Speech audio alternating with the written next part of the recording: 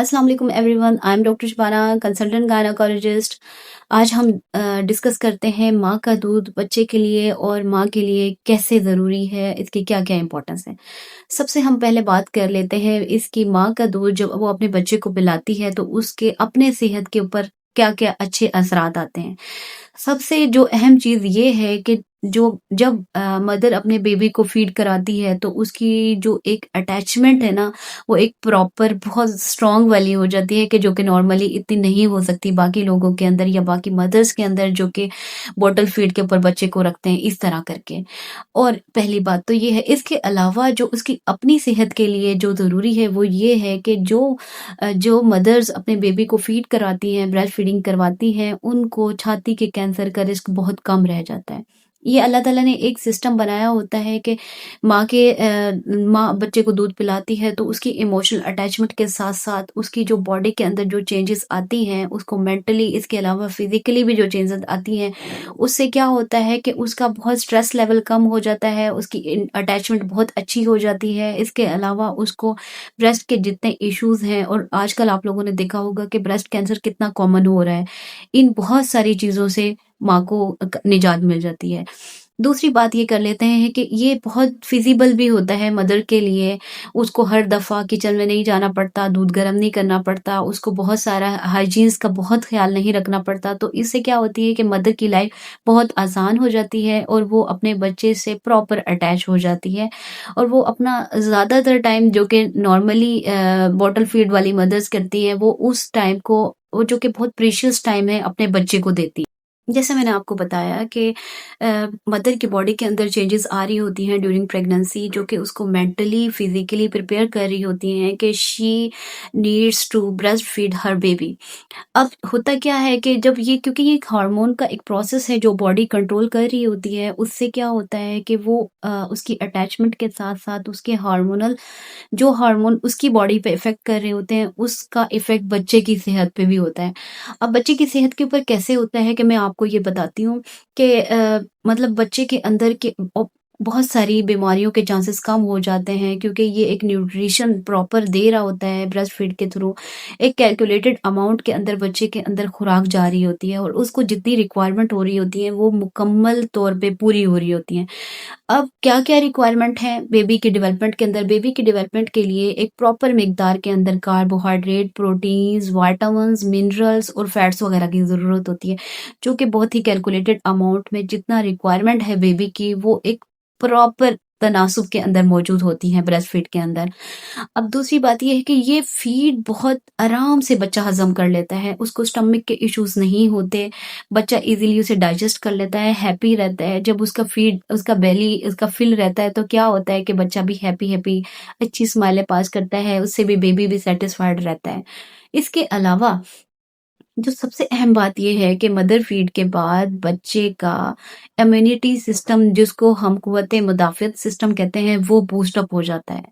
क्योंकि mother feed के अंदर कुछ ऐसी एंटीबॉडीज़ मौजूद होती हैं जो कि उसके बॉडी को प्रोटेक्ट करती हैं मुख्तलिफ़ किस्म की बीमारियों से, ख़ास तौर पे उसके अंदर बच्चे के अंदर चांसेस कम होते हैं टाइप 1 डायबिटीज़ के, इसके अलावा ओबेसिटी का रिस्क भी कम होता है। इसके अलावा जब उसका एक लाइट ग़िज़ा जब उसे मिलती है तो उसका जीआईटी सिस्टम भी बिल्कुल बेबी उसे आराम से डाइजेस्ट कर लेता है। इसको डायरिया, उसको नमूनिया, इसके अलावा ओटाइटिस मीडिया जिसे हम कान के इन्फेक्शन का मसला कहते हैं, जो कि अक्सर बॉटल फीड के बाद बच्चों के अंदर आते हैं, ये सारे मसले मसाइल नहीं होते और वो एक हेल्दी और एक सेहतमंद बॉडी के साथ बच्चा ग्रो कर रहा होता है, जिससे उसकी इम्यूनिटी बहुत अच्छी हो जाती है और वो बीमार होने का रिस्क कम हो जाता है। इसके अलावा इसका ये भी बहुत फ़ायदा है ब्रेस्ट फीड का कि ये फीड प्रॉपर एक नॉर्मल टेम्परेचर के ऊपर होता है, बॉडी टेम्परेचर, जिससे क्या होता है कि मदर को भी परेशान नहीं होना पड़ता है कि दूध गर्म हो, ठंडा हो, जो बॉडी को बेबी को रिक्वायर है वो इसी टेम्परेचर के ऊपर बेबी के लिए अवेलेबल होता है, एवरी टाइम अवेलेबल होता है, ठीक है।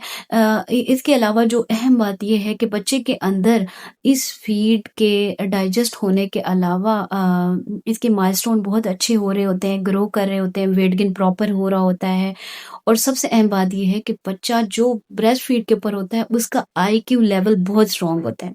ये हर रिसर्च ने साबित किया है कि जो बच्चे अपने मदर फीड के ऊपर होते हैं, मतलब माँ के दूध के ऊपर जिनका ग्रोथ हो रही होती है, उनका आईक्यू लेवल बहुत अच्छा होता है।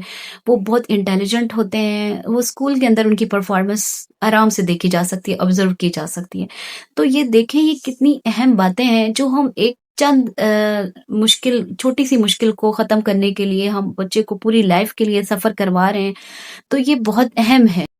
उसका होल द लाइफ, उसका प्रेजेंट, उसका फ्यूचर, उसका प्रोफेशनल लाइफ, उसकी हेल्थ, उसकी ये सारी चीज़ें इम्प्रूव हो जाती हैं आफ्टर ब्रेस्ट फीडिंग। तो मेरे ख्याल से ये बहुत ज़रूरी है। हाँ, जिनके अब सवाल ये होता है कि जिनके मदर्स के ऑपरेशन हुए होते हैं वो क्या करें इस मामले के अंदर।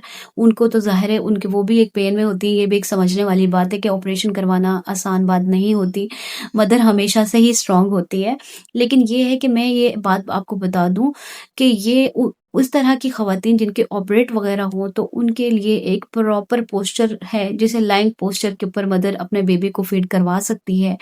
उसकी पोज़ीशन डिफ़रेंट होती है, उनको मैं आपको दोबारा बताऊँगी।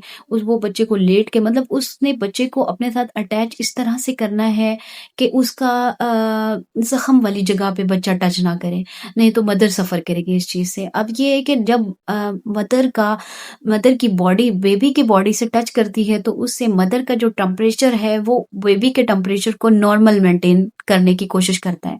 क्योंकि छोटे बच्चों के अंदर सबसे ज़्यादा जो अहम चीज़ है, जो कि उनके लिए डेंजरस हो सकती है, वो उनका बॉडी टेम्परेचर और एक शुगर लेवल। 2 चीज़ें ऐसी हैं, अगर किसी का बॉडी टेम्परेचर कम हो जाए या ज़्यादा हो जाए, इसके अलावा अगर किसी का शुगर कम हो जाए, तो ये उस बच्चे को सीपी बना सकती है। तो ये बहुत डेंजरस चीज़ें हैं, जिनको मेंटेन करना बहुत ज़रूरत होती है।